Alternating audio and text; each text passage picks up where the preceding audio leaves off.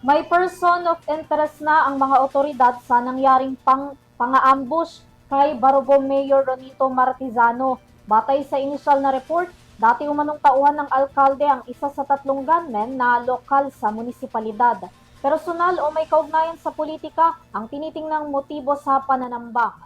Alamin ang detalye ng balita sa report na ito.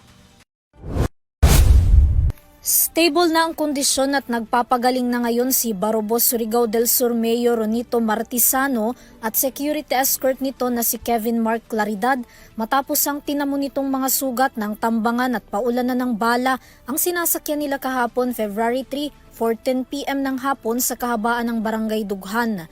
Tama ng bala sa likod at balikat ang tinamo ng mga ito na kaagad ding nabigyan ng lunas matapos silang maisugod sa pagamutan. Batay sa pinakabagong ulat ng mga otoridad, mayroon ng person of interest silang binabantayan habang gumugulong pa ang kanilang investigasyon para mangalap ng karagdagang impormasyon at ebidensya sa pangyayari. Sa mga litrato at video online na ibinahagi ng Barobo Surigao LGU, makikitang halos mabasag na ang salamin ng sasakyan ng alkalde dahil sa dami ng balang tumama dito. Sakay raw ng Toyota Vios ang 5 katao, 3 dito ang nagpaulan ng bala sa sasakyan. Sa isang panayam naman, sinabi ni Surigao del Sur Governor Johnny Pimentel na tukoy na nila ang pagkakakilanlan sa isang gunman na taga Barobo rin daw na di umano'y dating tauhan din ni Mayor Martizano.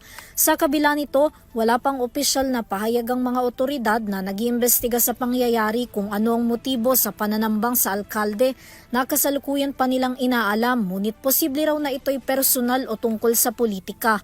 Samantala, mariin namang kinondena ni Police Brigadier General Marshal Mariano Magistrado IV, Regional Director ng Police Regional Office 13 ang nangyaring karahasan sa alkalde kung saan pinabibilis na nito ang paghahanap sa mga nasa likod ng insidente upang mapanagot sa batas. Naglabas na rin ang kani-kanilang pagkondena ang iba pang opisyal ng Barobo. Ang nangyari raw ay malinaw na malaking banta sa seguridad at kapayapaan hindi lang sa mga local leaders kundi pati sa buong komunidad. Hinikayat naman ng Surigao del Sur Police Provincial Office ang publiko na huwag magpakalat ng hindi beripikadong mga impormasyon na hindi galing sa kanila hinggil sa pananambang upang hindi magdulot ng kalituhan at takot sa nakararami. Para sa EuroTV News, Vanessa Cleofas, sumasaludo sa bawat Pilipino.